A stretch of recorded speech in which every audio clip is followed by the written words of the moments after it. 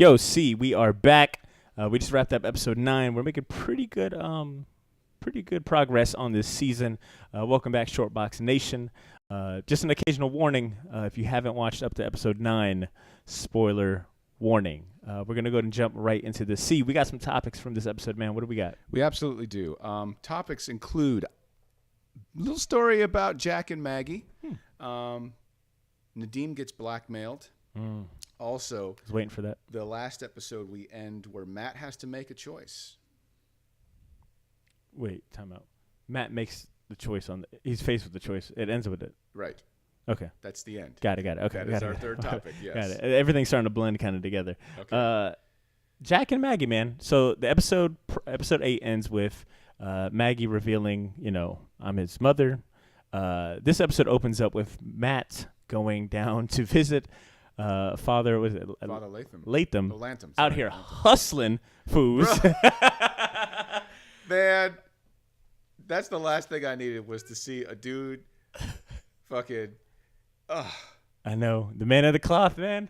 Homeboy was hustling dudes like like he was Bullseye. Like he's like, yeah, I'm good. I'm good at these angles, kid. Yeah. Don't even worry. So we get the through him telling the story of Jack and Maggie, how they met, why, Sister Maggie became a nun, left Matt.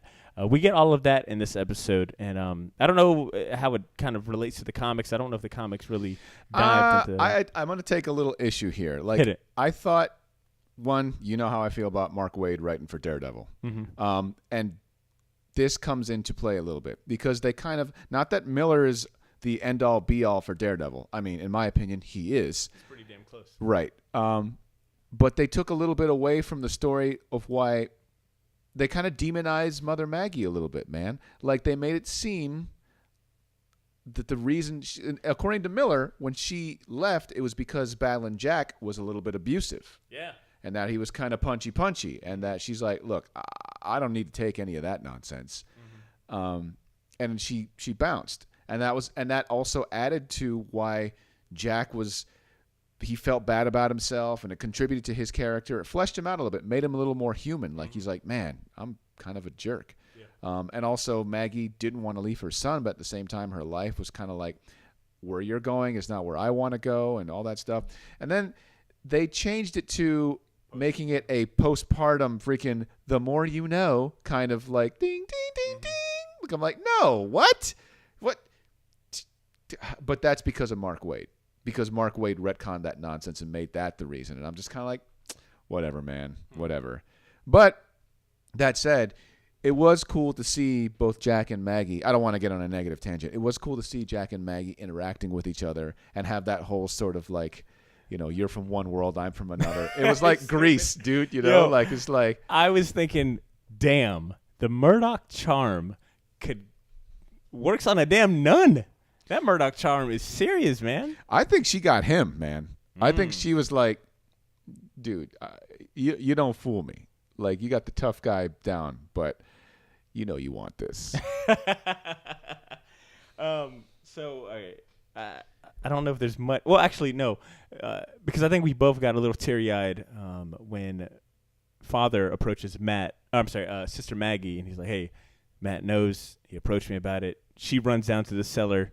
There's an empty bed, and his necklace, his cross. She took it off. Hanging.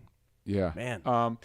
Dude, when that happened, and it's the first time you see her actually act like a mother. Mm-hmm.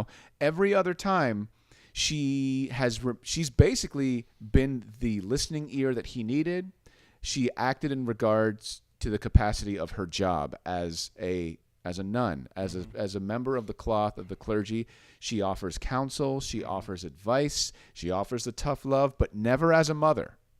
And that you see her drop that instantly when Father Lantham's like, 1, he knows, and 2, he's not there. And she's like, you see her just break down, dude. I teared up. Like, I was like, oh, it hurt me, because like, you see her as a mom for the first time, like you see the choices she made, and all of it just, boom, she lets it all out. And she's like, like crying. Like I was like, oh my God, like Tupac's freaking, you all appreciate it. Like in the background, dude. Like I was like, oh God, ain't no other lady like you. That's funny. Next topic we got is blackmail and the case of Nadeem. And not just, they initiated him. Dude, they one jumped. hell Oh of a my way. God. So Nadeem decides to do the right thing. He wants to go ahead and spill everything about working with Daredevil, his thoughts on Kingpin, using the agency, breaking into Dex's house. So what does he do? He calls, whatever he calls his superior, Special Agent Hadley, his boss, and their and equivalent the little of whatever, internal affairs type guy, Win, Special Agent Win. I thought it was a little weird at first that she had the whole house, and actually I didn't catch that until after she shot him. I was like, oh damn, I'm never walking to any house with that much damn plastic covers. I was like, either their house is under construction, or she's about to murk somebody, and she doesn't want to get it on her fresh sheets. And do you believe at all that she was really trying to protect Nadeem? She seemed to be very remorseful about what she did. I think she and having to reveal not it. very remorseful. There was some as remorseful as possible. Yeah, she was crooked as all get out for sure. But she was looking out for him. Like 90% of her was crooked and totally was like, yeah, gone, like bad, corrupted agent. But there was a part of her that felt like she couldn't get out. Like she that's what the Kingpin does, is he exploits you, and he makes you feel like there's no way out, and that you have to do what he says or else, and then you feel like your very soul is in danger. Now, I'm not going to try and say like she didn't have a way out. She's definitely not a Agent Nadeem. No. Nadeem is like, no pun intended, Nadeem can be redeemed.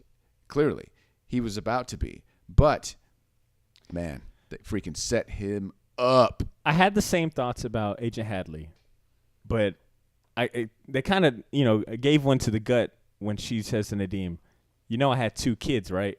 They made one of the death of the other one as an accident. I was like, damn. And to your point, Kingpin, man, has that ability to make you feel absolutely hopeless, and we see that with Foggy's brother Theo. Oh God! He comes up to him and he says, "Hey, we were in a tough spot. I didn't know what to do. This bank shows up, tells me how to do this loan. Now he's crooked." It's just Kingpin is several steps ahead of everyone. Not just me, Foggy. Mom and Dad's signatures were on it too. Oof, you are right. Continuing on about Nadeem's blackmail. So we find, he finds out, okay, my boss is under his pocket. They bring Dex is back on the force. They congratulate him. And then Nadeem is introduced to everyone else that is in Kingpin's pocket. And he even says, damn, you guys, he's got something on you guys too? Yeah, he's got something on you too. Something, whatever that guy's name, Special Agent Asian guy. I can't remember his name. Yeah. But he's like, we don't call him that. You remember? It's like, we don't mention his name in this boardroom. And it's like, well, what did we call him? He's like, we call him by his code name, Kingpin. Mm-hmm. Woo! First time we hear the Kingpin, dude. The Kingpin of crime of New York. Woo! Dude, I actually stood up. This season so far is doing a spectacular job of incorporating everything that us fanboys want. Because we all wanted Born Again. And they're doing such a good job incorporating things like as simple as Kingpin's, name into the show in a very logical, cool way. It's not like ham-fisted, It's not like he's the Kingpin, Yeah. It's like, nah. Yeah, he's the Kingpin of all crime in New York, see? What do we call him? And I love the irony that, once Nadeem gets kind of initiated for the rest of the crew, they start, going after the rest of the big mob bosses. And this is what Nadeem's wanted this whole time. This is what he kind of sold himself out for. And we see that absolute dread on his face of like, damn, this is what I signed up for. He's trying to, I don't know if he didn't sign up for it. Like they forced they forced him into it kinda. Because he still could always do the right thing. The problem is the right thing not only gets him killed, but his family killed, which is a tough choice. Again, this is a real life tough choice to make. But he also sees like the cold efficiency of what happens when someone who's corrupt takes control of the bureaucracy, you know, and he sees how efficient a machine it could be, how well-oiled, organized crime is, you know, and how people can exploit not only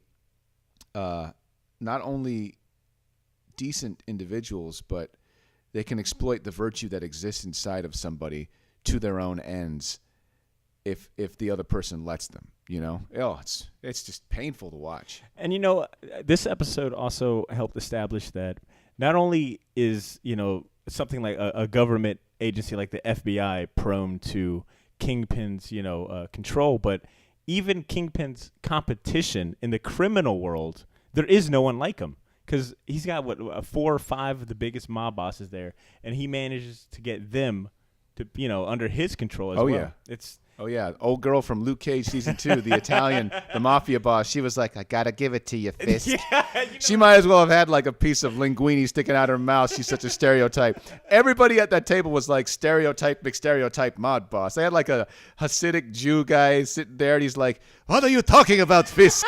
I was like, bro, if this isn't like straight up Frank Miller comics, I don't know what is. She's like, the dude from the Green Mile in there too. Like, what? And then our last topic we wanted to touch on is Matt's choice. Matt's choice, man. Yeah. We find him going to the one place that the only place he's got, Fogwell's gym. Yeah. So, you know, we're seeing scenes of him training. He's got the Muay Thai ropes on, which is pretty badass. Hardcore, yeah, man. that's definitely hardcore. Pretty sweet. And then, you know, and I mentioned this before, but this show does a really good job of incorporating old characters or flashbacks through voices and just having voices as a theme and, you know, a metaphor. We get, like you had mentioned in the episode 8 review, Matt's patron saint, Jack Murdoch, shows up. And I thought it was cool that they were able to bring him back as, you know, this voice in his head. Like Matt is constantly battling for his soul this episode, you know, and in the trial that is Matt Murdock versus the devil, or Matt Murdock versus life, you have the devil as a prosecuting attorney, and sometimes the chorus of voices that are inside of his head, the problem is that he's listening to the wrong ones, and he's not hearing the voice of goodness inside of him. And it's goodness isn't always pure. You know, they're not the same thing, you know, because we're flawed individuals. And yeah, Battling Jack had his flaws, for sure, no doubt. I mean, Matt saw his dad beat the crap out of individuals as muscle for gangsters, you know. He saw his dad throw fights, you know, and he made that argument while he was at Fogwell's. Like, he's like, I'm not you. I don't throw fights and blah, blah, blah. And then Matt's dad's just like, dude, 1, who are you trying to kid? And 2, stop beating yourself up because of it. We got the devil in this. You got to accept it. Embrace yourself for what you are. I thought it was an interesting choice to have Matt, you know, converse and debate and have this talk with his dad rather than confronting Sister Maggie. Because, I mean, Jack, you know, is defending Sister, you know, his mother as well. I thought that speaks to a lot of the father figure and the character that is Jack. He's self-aware. I'm messed up too, man. Like, I got a high off fighting. That's what I loved. It wasn't an ego thing. It was about me being a man and showing you this is what, you know, men do.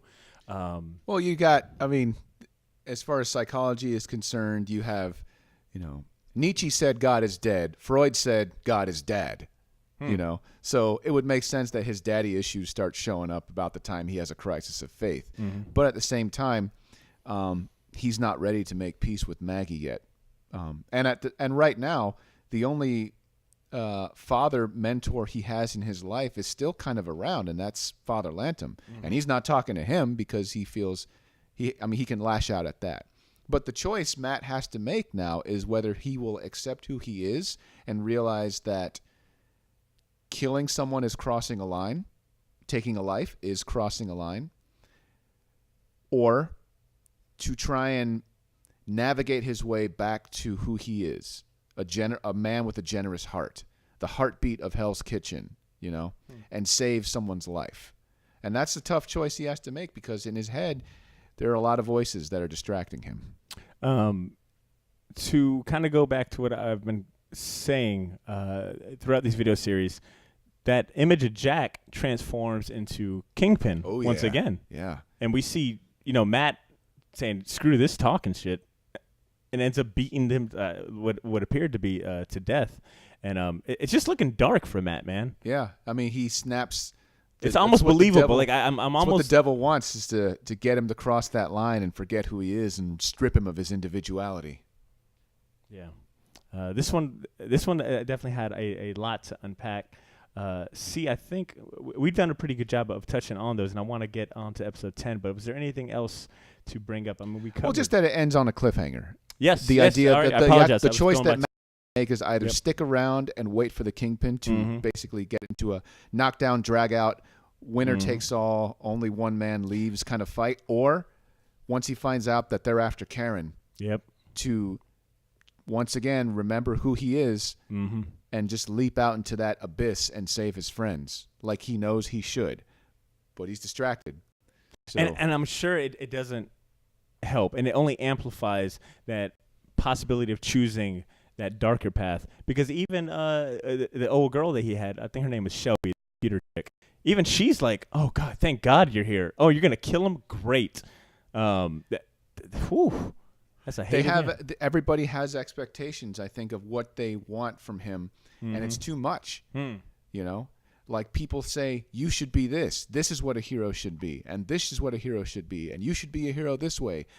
And Matt doesn't have an internal compass anymore.